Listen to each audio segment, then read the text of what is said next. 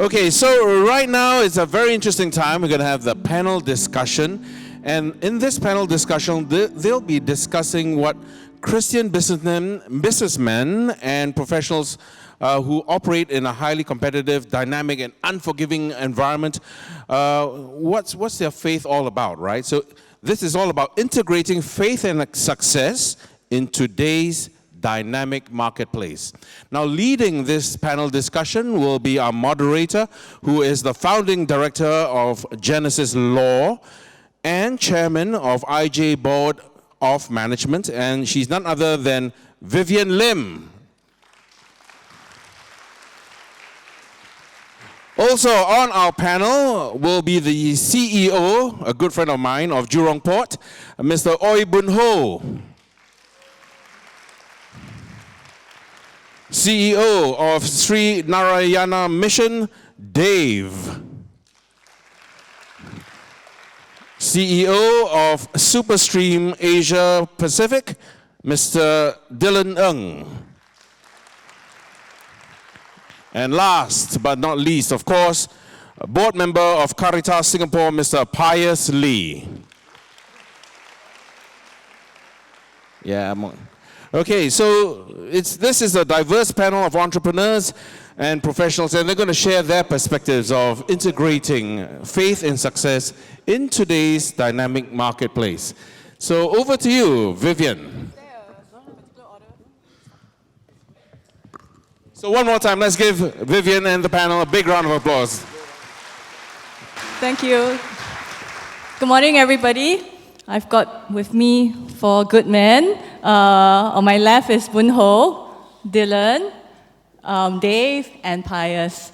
Now, today's topic is integrating faith and success in today's dynamic marketplace.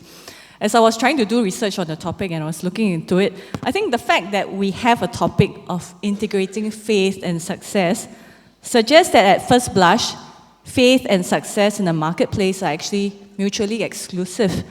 Well, it's actually not difficult to see why, and as I dug deeper and I was reading some Christian articles and books on the topic, I guess we have passages in the Bible, like in Matthew 19:24, where Jesus says, "It is easier for a camel to pass through the eye of a needle than for a rich man to enter the kingdom of God." Or in Matthew 6:24, where it says, "No man can serve 2 masters. You cannot serve both God and money." And I guess work in the marketplace is essentially primarily a means in which we earn or gain material wealth and money. So can we work for both at the same time? And also the commandments in the Exodus where it says, well, you shall labor for 6 days, and on the 7th day, remember to keep it holy and worship God on the 7th day. So I think over the many years, there has been this divide. Christian writers actually wrote about how there's actually 2 separate realms. We've sort of divided it in our heads, where church is for God and work is for money. And I suppose when traditionally we talk about serving God, we talk about serving God in church. If you want to live a life of service, you work in the church, you give your life to God, you join the priesthood, you join the monasteries. But if you want to work and you want to feed your family, you go and work. So typically, even the writers are saying there's actually a duality of church and work. I guess what we want to discuss, and the whole entire seminar, in fact, Christ at Work, is about how we push these 2 realms of our lives together. And I guess more so now than ever, where our life is very much intertwined with work. And it will be rather artificial to say that, well, I serve God in church, but I don't serve God in my work. So I guess what we want to do with this panel is to delve deeper. I think instinctively all of us know we have to put both realms of our lives together. How do we live Christ? How do we bring Christ to others? How do we live the values of Christ in our workplace? The question being how. So today we have 4 good men who have achieved success in their respective fields to share with us how they live this life of faith while working towards success. And for the purposes of discussion, I've told them to, well, maybe you can share, how you've integrated faith in your workplace. Also discuss a bit more about what is faith, really? How do you live the values?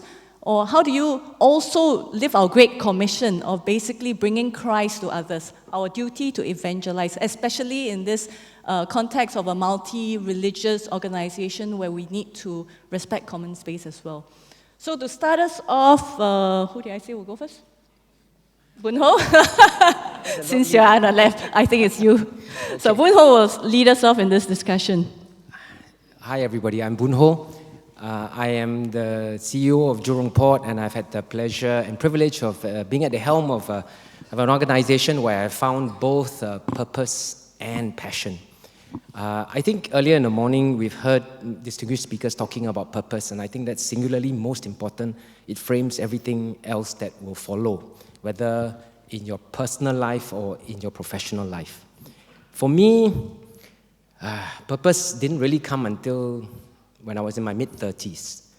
I was going through a very difficult time, and a man of God, not a priest, but of another Christian denomination, came to see me, and he asked me, he said, Boon Ho, have you started reading the Bible? At that point, I just started to want to believe. And I said, yes, of course I have. Then he said, well, where have you started to read from? I said, well, it's a book, right? So I read from first page, Genesis. He says, no.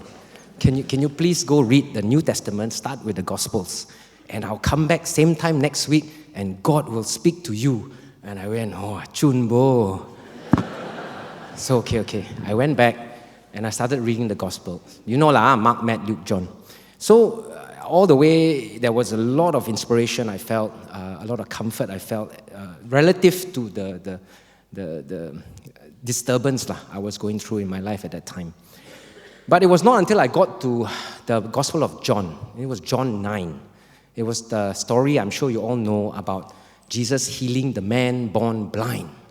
And that's when God spoke to me. It hit me like a ton of bricks, but in a much more meaningful way. It told me, and I'm sure you guys know this story, right? It was a man who was born blind. He lived his life blind. He must have been, must have been difficult for him and for his parents to accept. But there he was one day, and Jesus chanced upon, it wasn't by chance, it was by God's will, of course, we know that, with his disciples, and disciples asked him, Rabbi, why was this man born blind? Was it because of his sins or his parents' sins? And Jesus said what? He said, he was not born blind for anybody's sins. He was born blind so he can be here. I will heal him and God will be glorified. And then it struck me. If this man who was born blind for a purpose, to be there for that one point in life so I can talk about him today to you all, then surely I must have a purpose too. What was my purpose? And that was the first time I realized that purpose cannot just be about self-gratification. It must be about our great commission to bring Christ to other people. And that's when I realized clearly that if purpose is going to frame my mind and my life, it surely must be framing my professional life too. And it was from that point onwards that I started to adopt a much more deliberate way of behaving, of being guided, of not being shy about who my ultimate leader is, God. Ultimately, I found that with purpose, with obedience, with trust, with acknowledging Him each time. I give you an example. There was one time I was about to go into a negotiation. It was a relatively important negotiation for a joint venture agreement for the first time that the company I used to work for, being the first Singaporean investor in a very exotic country called Algeria. Yeah, Algeria. So we were there, and I was with my boss, who was a entrepreneur, very secular guy. To him, his own two hands could solve every problem. And I remember going up to him and saying to him, his name was Larry, he's passed on, but I said to him, Larry, do not fear. I've prayed about it, it'll be fine, because my God tells me what I bind on earth shall be bound in heaven, what I loose on earth shall be loosed in heaven. And he looked at me thinking, what are you talking Martian to me now? And I felt, honestly, I felt a little silly saying what I said. But later on in life, with all that I was espousing, with all that God had guided me to act in how I should act, he looked at me, he said, Boon Ho, this business is not doing too badly, I'm not sure what's going on between you and your God, but, it's working, so keep it up. That's what he told me. Basically, there were so many occasions I can share with you now when I look back, when I was desperately seeking his help. And trust me, it works, because he hears you. He hears you because the righteous servant who appeals to him, who calls to him, he hears and he answers. There were times in my current job when I had certain difficult transformations to take on, and I had to get the stakeholders to agree. I had to speak in front of influential people who asked pertinent questions, who didn't always get the answers they wanted. And there was one such presentation. I was trying with my team to convince a certain minister that this is the way ahead. And he was asking why this, why that. And then we came to a kind of grinding halt because there was a question we couldn't answer. Then I looked up and I said, Lord, this thing is going pear-shaped. Please help me, please help me. And guess what? The answer came. And I told the minister in a very cool way, but minister, in any event, blah, blah, blah. And then he went, that's true. Wow. I had no idea. But all glory and honor is his. He does hear. So trust him, it will work out.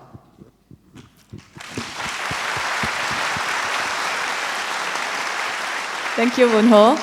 And next we have Dylan. Dylan is CEO of SuperSteam, right? It's a company that you and your wife started. Maybe you can tell us a bit more. I hear that you are very openly Catholic in your workplace because it's a business that you guys started. Maybe you can share a bit more about that. Sure. Hi. So I founded two businesses. One is SuperSteam Asia Pacific. We distribute really sexy products like hand soaps, floor cleaners, cleaning machines.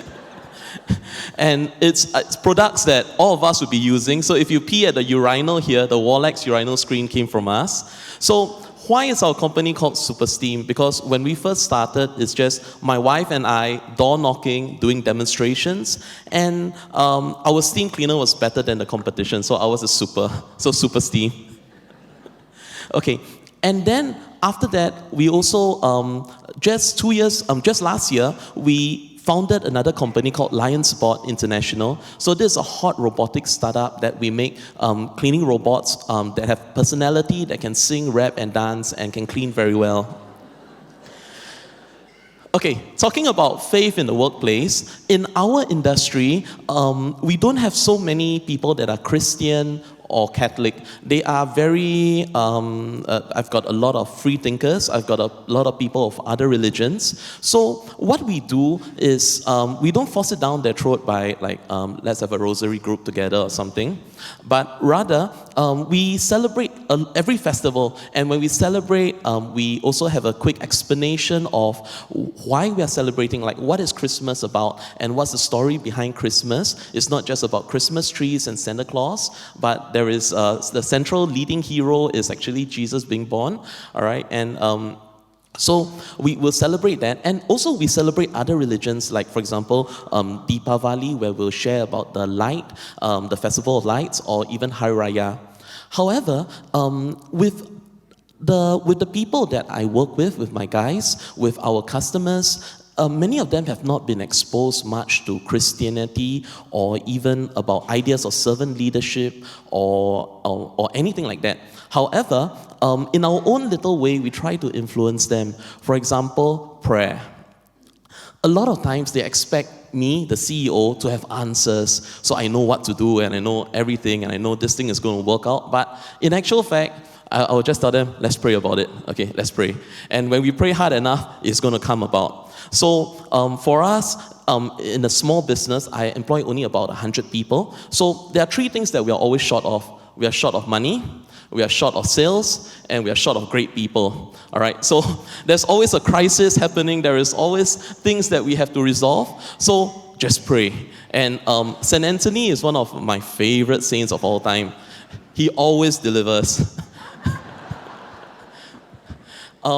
And we do other things. For example, like we explain to our young engineers that you have to be a hero, you got to make the most out of yourself. All this is something like the parable of talents, that you really must maximize your talents. And it helps that as they give their very best, they grow, and we can groom them along the way.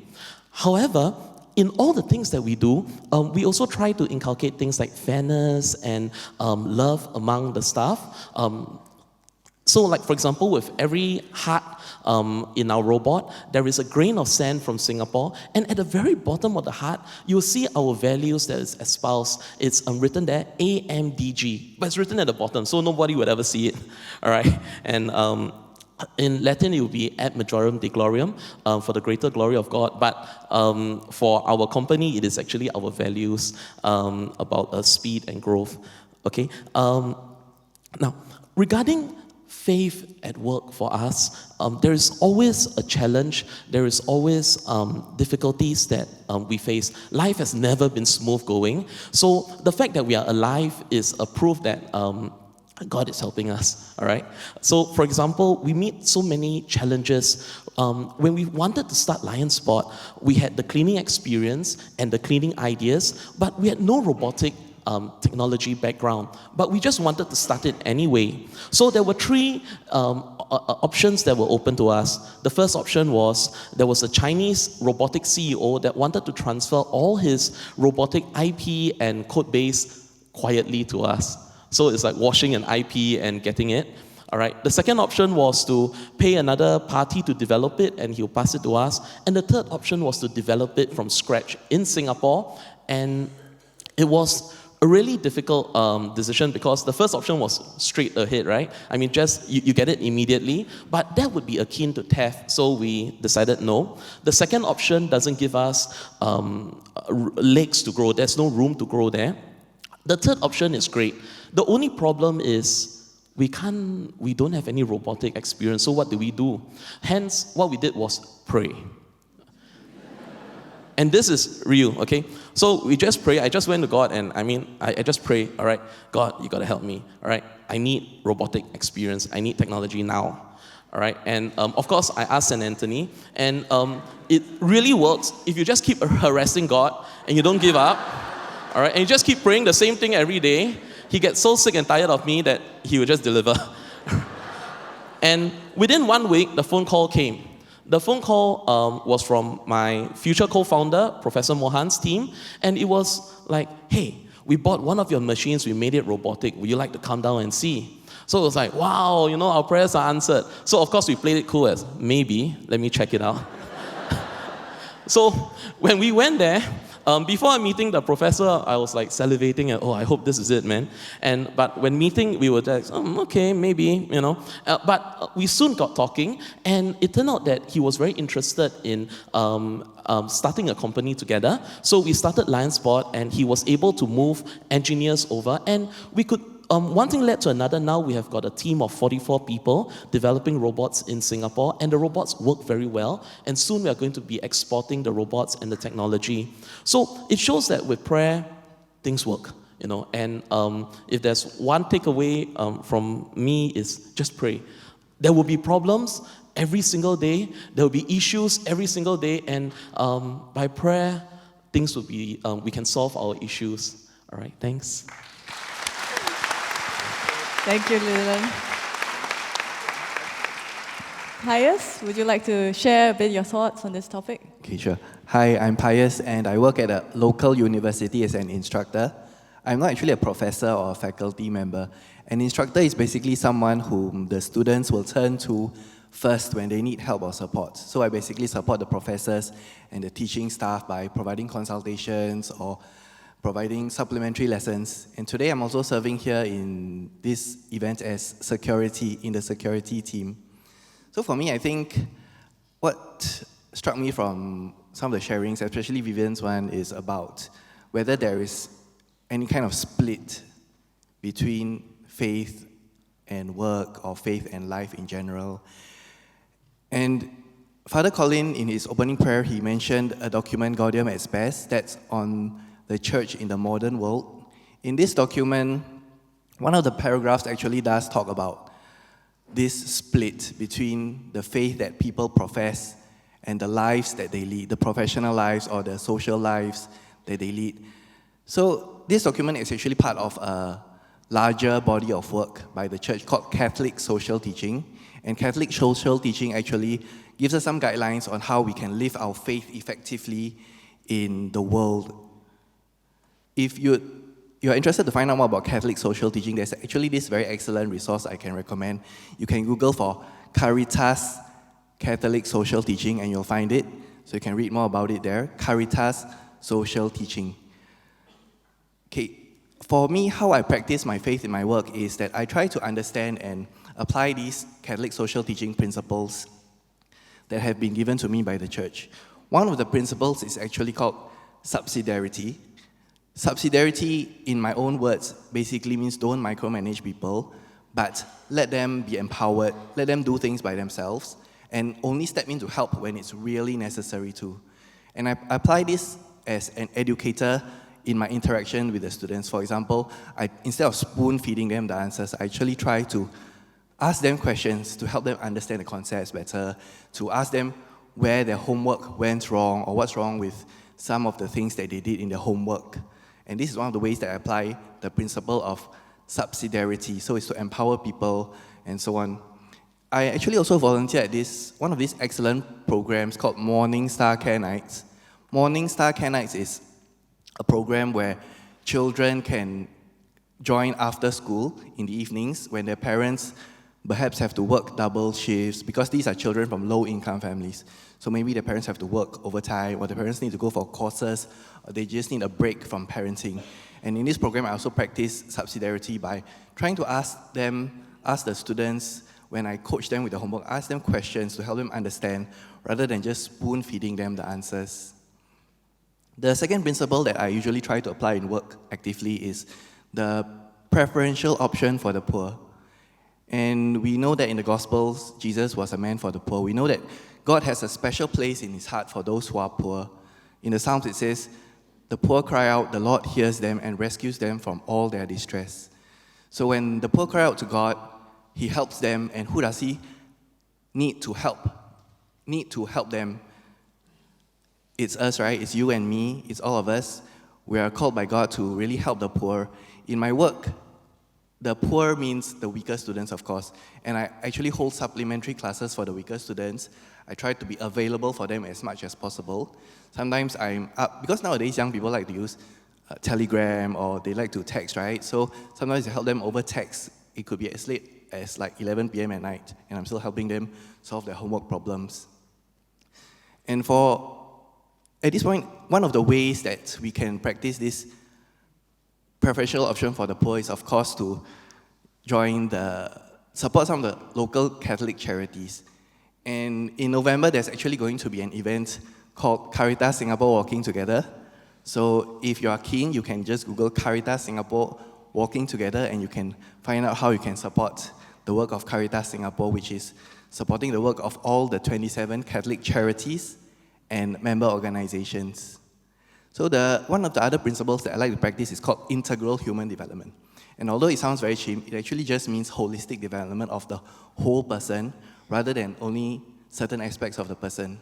And recently I had the chance to talk to my students about this case where someone wrote a probationary report that said, if you have good grades, then you have the potential to excel in life.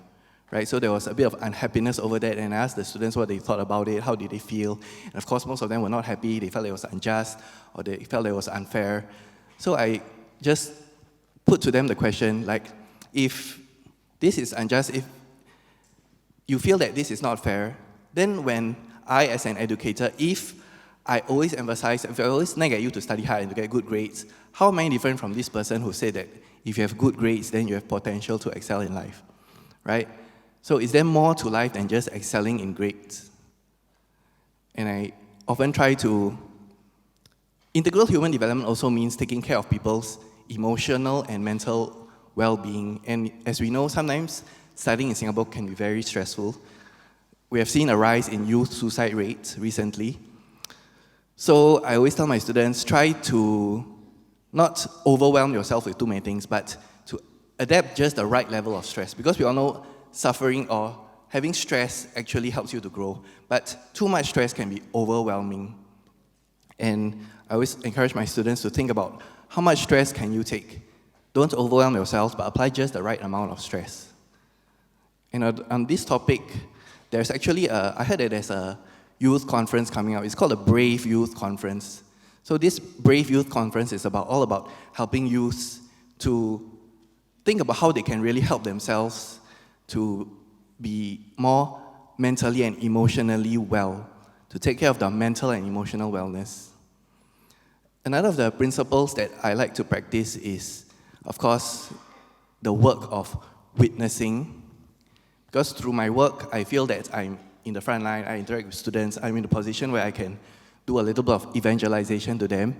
And just as Dylan has shared, I don't actually force it down their throats, but I try to be a witness myself by practicing what God has given me. For example, I feel like He has given me a lot of patience, so that's one thing that I try to practice. I try to be very patient with the students.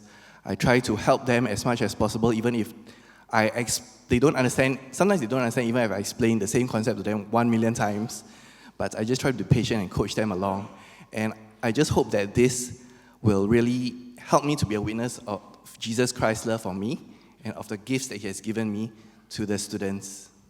Right? And that's, just to wrap up, I feel that it's really important for us as Catholics not just to serve inside our parishes, because inside our parishes is not where we meet the poor, it's not where we meet those who are unbaptized, it's not where we meet the unbelievers. But I, as a Catholic, if I'm serious about sharing what God has given me with other people, then I should be more interested in seeing how I can apply my faith at work. And to end, I just want to share with you this program that I attended before. It's called Living the Gospel in the World. It's a retreat where you can learn more about the church's stand on certain things in society. Like, for example, is business competition bad for Christians? Is it bad for us to want to be competitive in businesses? Or what does the church say about economic activity? What does the church say about technology, how we should use technology? Or what does the church say about speculative financial markets and instruments? All these questions were shared to me in this retreat called Living the Gospel in the World. So if you're interested, I would also encourage you to try and see if you can attend this. Thanks.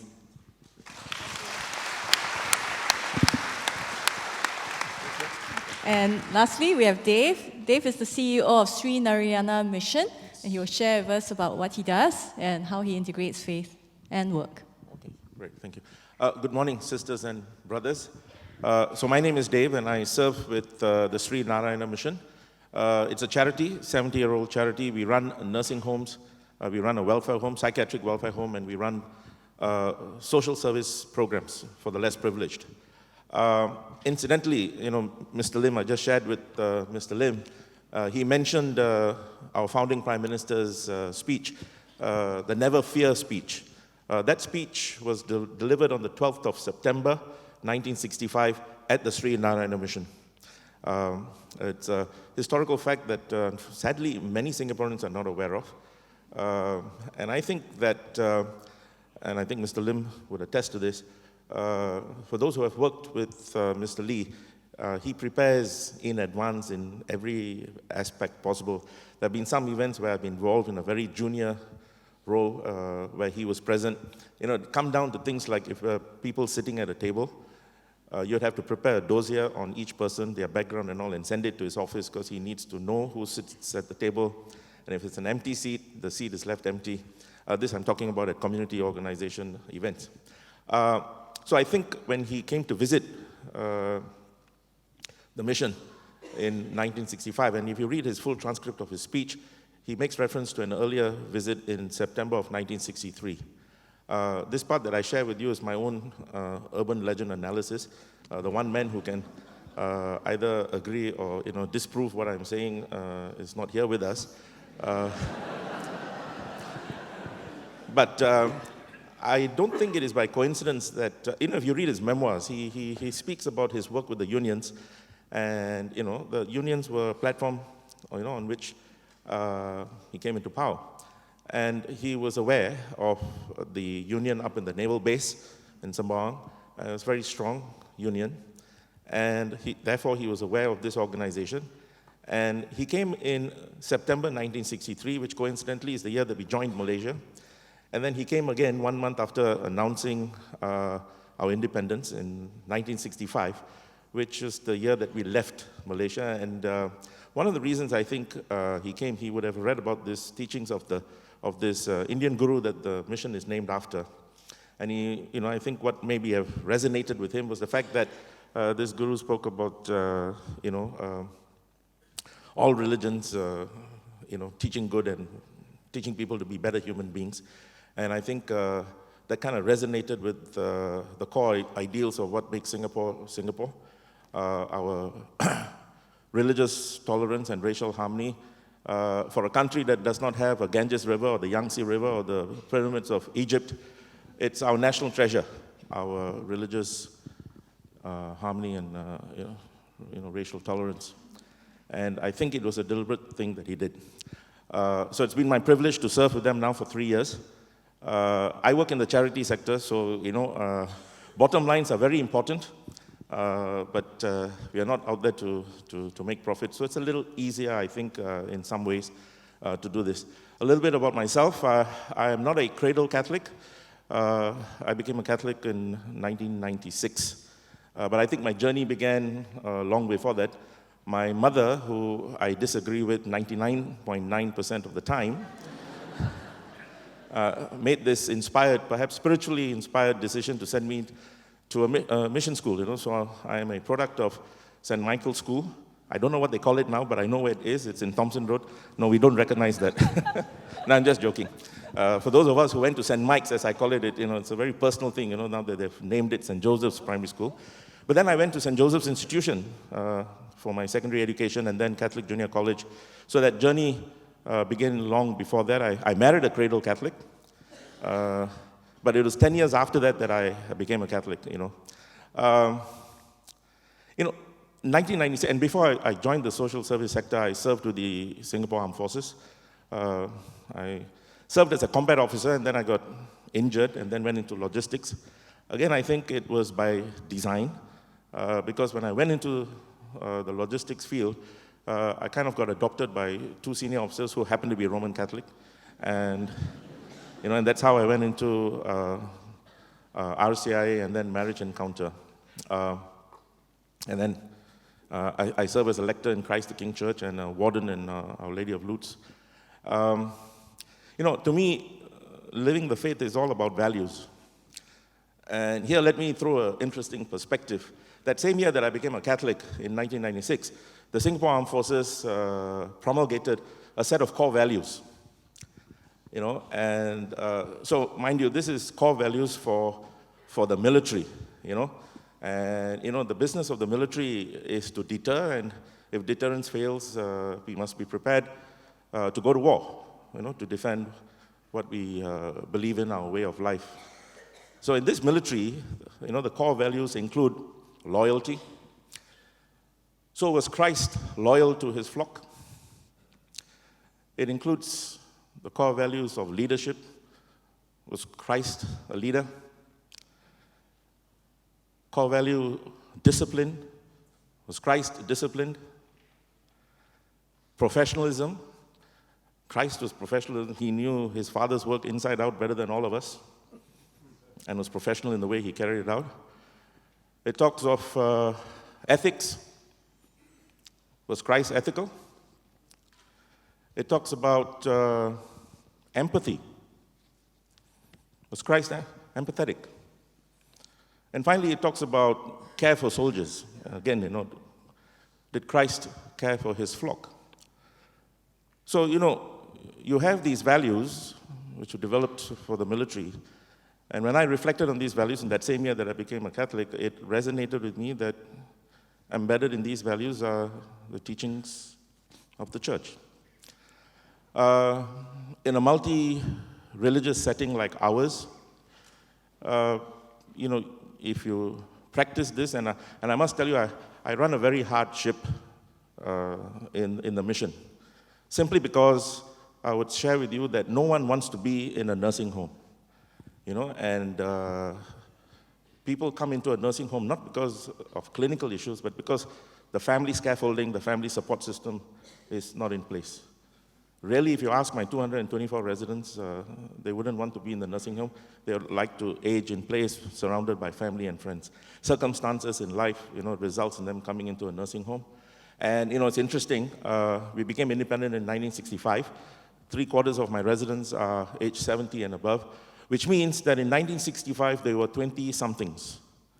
They were young people who faced a very uncertain future. Yes, we were blessed with a good set of founding leaders, but it is these people who, through their blood, sweat, and tears, followed the call of those founding leaders and laid what I call the railroad tracks and built the bullet train that brought this country from third world to first in a space of a couple of generations, 54 years. We owe them. We owe, the seniors like them who are in nursing homes, 77 odd nursing homes all around the country, a great debt. And so if you're going to run the nursing home, then I tell my staff, you can't just get your hands dirty, you've got to be prepared to get your fingernails dirty. And if you work hard, and if you do it well, then in the wee hours of the morning, if my residents hear footsteps in the corridor, they will believe that it's the footsteps of God. So it's God's work. And doing it requires us to apply the same kind of standards. Willie is here, he knows all about corporate governance and the importance of such standards, even in the charity sector. We have to do this and do this well. One other thing is, the reason I came into the social service sector is because for senior officers, we go through an exit management program which included a psychometric profiling test. It's the only one I've ever done in my life. I think it is called the Berkman First Look. And so when the results came out, it said that I should should join the legal fraternity. But, it's very tough to be a lawyer in Singapore. And when you become a lawyer, you suffer. I'm not suffering. Become an administrator in the social services. The final choice that I should have seriously considered was to join the clergy. So I remember sharing this with my wife, and she said, your MINDEF paid $100 for you to do a psychometric profiling test, which I could have told you for free. The wife knows best. So, 4 kids later, my wife says, it's still on the table. Anytime I feel, the urge, I can please leave. I'll stop there for now. Thank you. Still not too late to join the legal sector. Okay, so I told these men they have to keep it short so that everyone can have a chance to ask questions. I think there's a wealth of knowledge and experience here. And can I now throw it open to the floor? I don't know how the question and answer system is supposed to work. Are there mics that people can use to ask some questions? Or are there post-its? Okay, I can't see anything. If not, I will. I will let people throw questions out. But in the meantime, just to keep the discussions going, maybe some of you can share whether concrete examples of was there a period in your life where you had to make a difficult decision, where perhaps your faith and your business decisions may have been in conflict, and you had to make a call, and if so, how do you do that? How do you make that bridge? How do you make the difference when faced with a conflict? You're looking at me. Yes. Okay. All right. Just now, Vivienne was talking about how there seemed to be this duality that you can't serve God and money at the same time, and it's true. I believe you can't, because it says, "Seek Him first, the kingdom of God, and all the rest should be added unto you," and it's completely true. I believe that you seek Him first, the rest will be sorted out. And I've tried to apply that same principle in my professional life as well. In my line of work, there have been situations where one struggles. One struggles because we are living in an age of disruption. I'm in the port industry.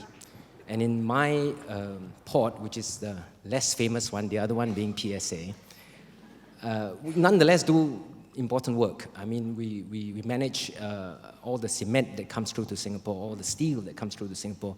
So without us, the buildings won't go up.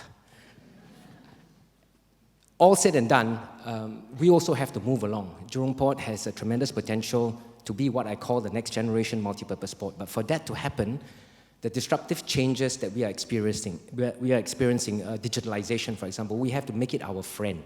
The trend has to be your friend. But you have to convince everybody out there that this is the case. And how does one do that in a way which sits well in our view that we should always seek him first?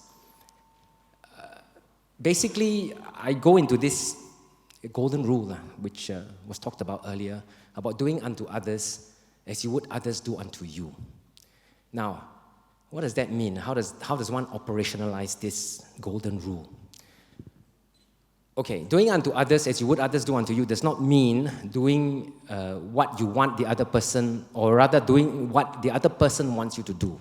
So for example, if the other person is your child and the person, your child wants you to give him or her whatever, they might want to eat as much sugar, have as much free time, game time, etc. Is that necessarily the best thing?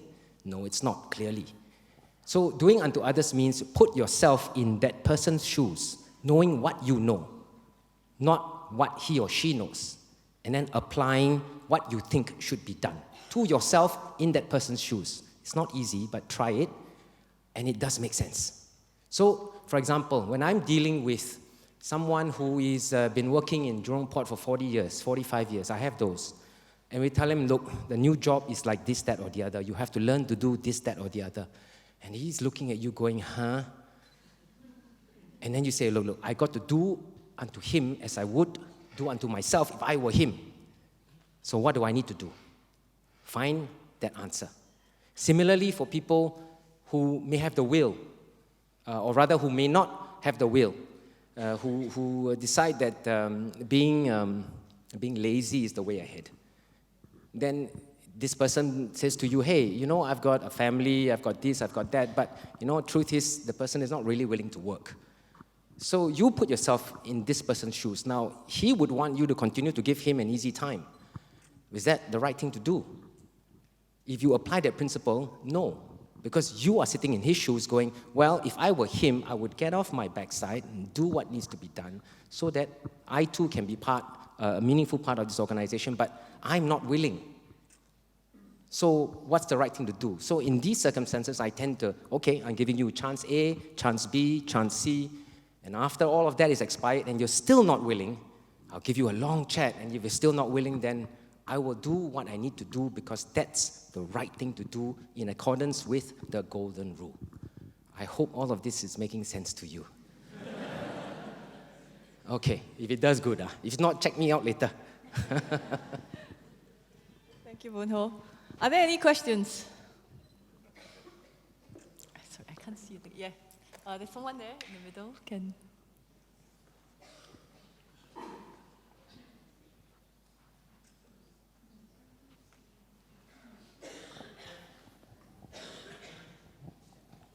I'm from Penang, Malaysia. I'm very thankful for my friend Bi Liang for forcing me to be here today. And Tek Po, where's Tek Po? Thank you. I like what, I was reflecting on what the moderator said when you started. You were talking about prayer, work 6 days in the week, and the 7th day is for the Lord. Literally meaning we go to church and that's our prayer time. Now, this is very confusing for my family right now. I have 4 boys. I brought them with all the right values, everything that we think it should be done, they did. But now, the challenge they face is one is a pilot and the others are doctors. And they're not able to go to church on Sunday. It's either one is flying or the other one is on call. And I tell them that you take Christ everywhere you go. You don't have to wait for Sunday church. And the Holy Father did say that going to church every Sunday doesn't make you a greater Catholic than those who serve. So I'd like to throw this to any one of y'all who were able to tell me what and how I deal with this with my boys. I know, he looks kind of lost. parenting decisions. Juggling Christ at work. First, can I Christ, congratulate yeah. you on your Yes. boys? It's amazing. One pilot and how many doctors? 3. 3 Wow, doctors. okay. Successful parenting. I'll give it a step. Sure. Okay. All right.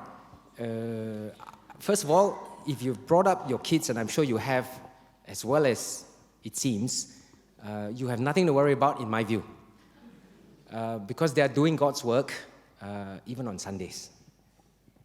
You will recall on the Sabbath, Jesus healed, and then the Pharisees said, "Are you sure you're supposed to be doing that?"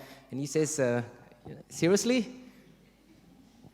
So I feel that if you're supposed to keep the day holy, being holy on that day, not necessarily having to be in church to be holy, is doing the duty already. So wherever your sons may be on that day that they can't attend church, I'm sure they'll be acting out the will of God, so it's fine.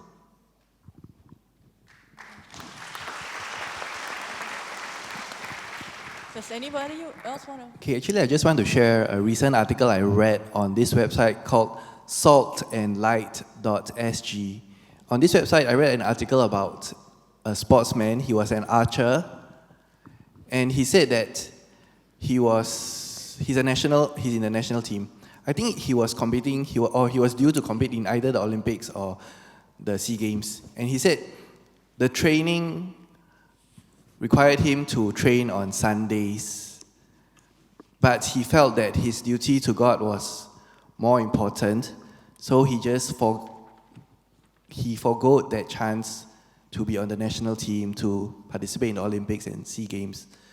But the point that I would just like to share about resting and Sabbath is that actually rest, what's the purpose of rest?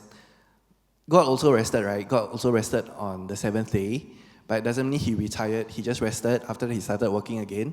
He works through us. The purpose of rest to me is actually to prevent us from worshipping our work as a false god, right? Rest helps us to take a break from our work, to reflect on really what's the purpose of our lives, and that helps us to prevent us from idolizing work. Thanks. Thank you, Pius.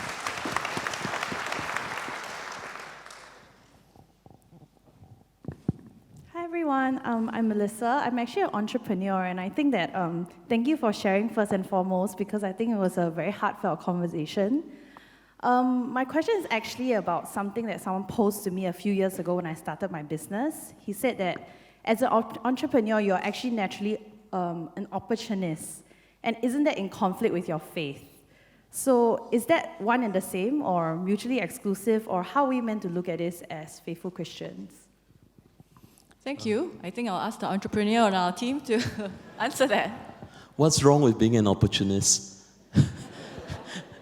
As long as, I think building a business, the first step we should do is to survive and to build a viable business, because there are many mouths that we have to feed. With each employee, they have a family that we need to feed also, and they depend on us to give them a steady job. On top of that, with the company doing well, we're actually serving the community by giving a valuable service or goods. So survival is important, and I reflect on what Jesus said about the parable of the talents. So we are supposed to grow our talents and multiply it. So there is nothing to be shy about it, unless, of course, that opportunity is about like selling heroin or something like that. So that won't be so nice. Another thing is, while God does not need our money and we are small, insignificant in the whole scheme of things. However, by doing our best and growing a company, we are able to influence and to bring Christ to others in a more concrete and significant way. So, but it won't happen if the company is dead. So, I don't see anything wrong with being an opportunist in that way.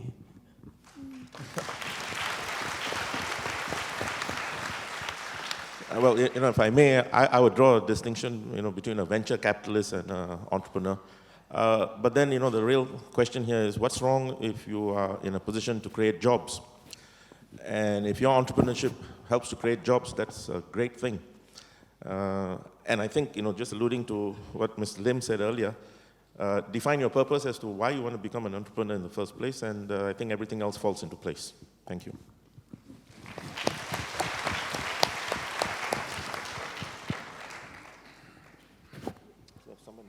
Yes, hi. Over there on the left. Oh, no, okay. Hi, thanks very much. My question relates to Pope Francis Laudato Si, and also actually the last NDR where the Prime Minister said that climate change, or the climate crisis rather, is an existential crisis for Singapore. So the carbon lens or the carbon content of many sectors in our economy, it's quite significant. And I'm curious as to how Catholic business leaders consider this new angle and integrate it in their business strategies. Does any of the business leaders on stage or in the audience intend to make their business carbon neutral, given that we have just 8 years of humanity's perpetual carbon budget left? Thanks. Thank you. Climate change. I think it's a live topic and a very real issue to all of us. So I think the question is, in terms of business decisions and your businesses, how do you address that and how do you prepare for that? Go ahead. Sure.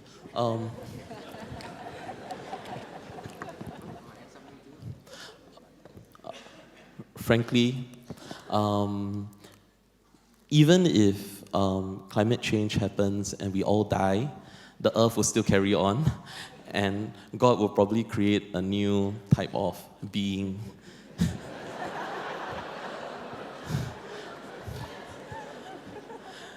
There were 3 periods of dinosaurs. They came and they gone.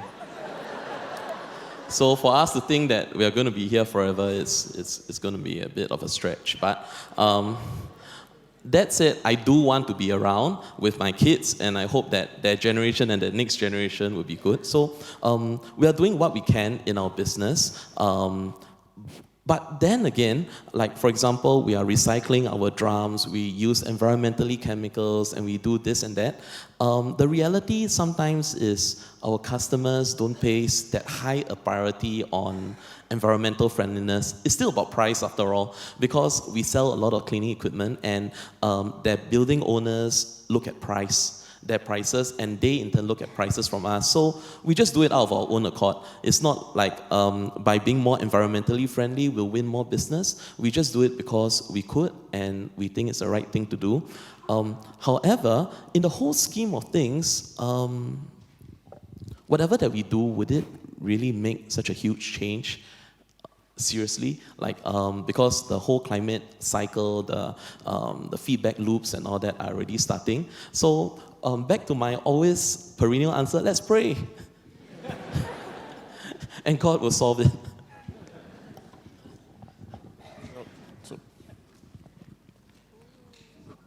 I thought I'd like to contribute my views on this particular question about climate change. Yes, we are doing too little. I mentioned that in my presentation earlier. You can ask me, what is Temasek doing about it? It's a relevant question, right? 3-4 years ago, Temasek started on this journey that we should do something about climate change. So there are several things that we do. One is that we organize a conference each year called Ecosperity. Now, ecosperity is made out of 2 words: economy, ecology, and prosperity. Ecosperity means that you want to do business. There's a lot of opportunity of doing business and be friendly and good to the environment. And in fact, if you focus your business on protecting the environment, you are going to have sustainable growth. So this was the journey. So every year It has been, I think, 4 years already that we had this conference. This year it was in June, last year was in June, this year is in June. Next year it will be in July. So you can watch out for that particular conference. And we do more than that. We also conduct discussions with our portfolio companies, especially those in Singapore, about climate change. And about all the other things that the United Nations have spelled out in the 17 Sustainable Development Goals. So we discuss with them and what they should do. And then Temasek also now invests in companies around the world. We have begun, as part of the due diligence process, to look at the sustainability and the practices of the companies that we might invest in. And we are not the only ones who are doing this. More and more companies in the world are doing likewise. So if you do a business and you don't think of the sustainability goals, you have no future. Your future is if you also take into account those development goals. And if you still have not yet known what the 17 United Nations sustainability goals are, just Google, find out, and then if you like, participate in conferences like Ecosperity, which will be July next year.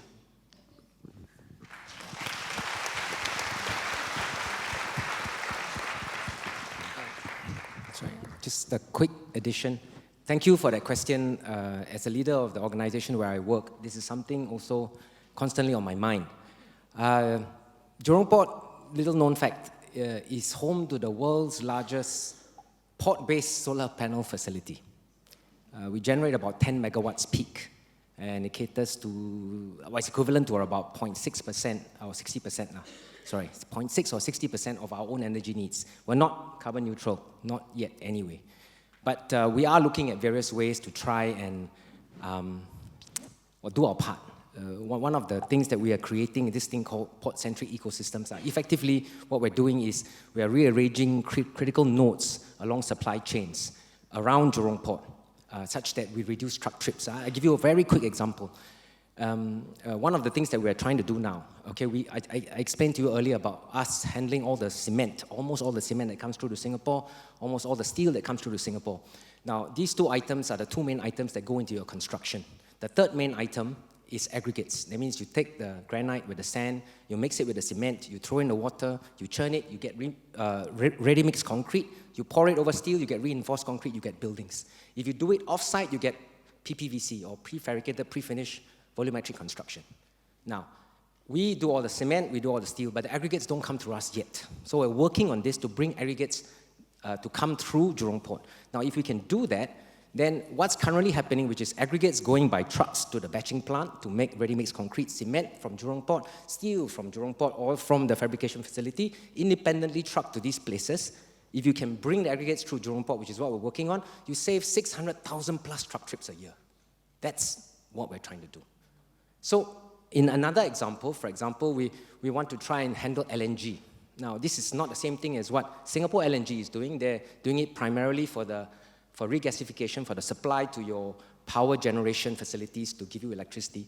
We're doing it for break bulking. That means LNG comes to Singapore. We are working on a project that enables for this LNG to be distributed via Singapore. But if you take it and distribute it via Singapore, you can also take it and do some small levels of regasification. Now, LNG is stored at minus 162 degrees Celsius. So for free, once you bring it up to room temperature, you release cold energy from 162 to plus 28, for example. And this cold energy is for free because someone else paid for it to bring it from 28 to minus 162. Okay? This regasification process releases cold energy, which can go for your food industry, for aircon effect, for any data centers, big consumers of electricity in Singapore. And these are also located around this very glamorous prime district called Jurong, where I work. Okay, so these are some of the ideas. But thank you for that question. It stays on my mind. Well, you know, it's everyone's responsibility. And I think we are blessed in this country that the government has put support systems in place for all companies to leverage on to become, more adopt more sustainable practices. I do the same thing in the nursing home. We're trying to wean ourselves off plastic bottles and plastic cups.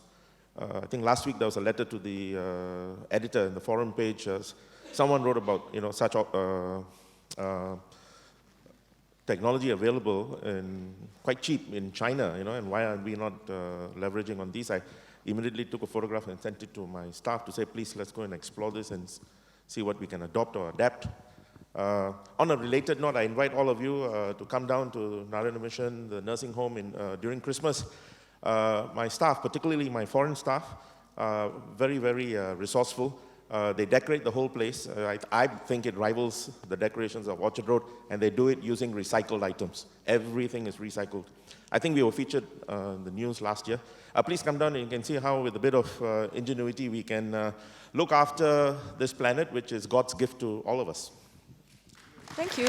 Thank you. All right, a very, very thank you to our panelists. It's fantastic. Thank you. We can see that we have run out of time, unfortunately. Yeah. Okay. Can I just round up? You can round it off, please. Yes, thank you. I think we've totally run out of time. And I think I just want to round off with a take-home message. I think from the panel discussion, what is clear from the sharings is I think our faith and success are really not mutually exclusive.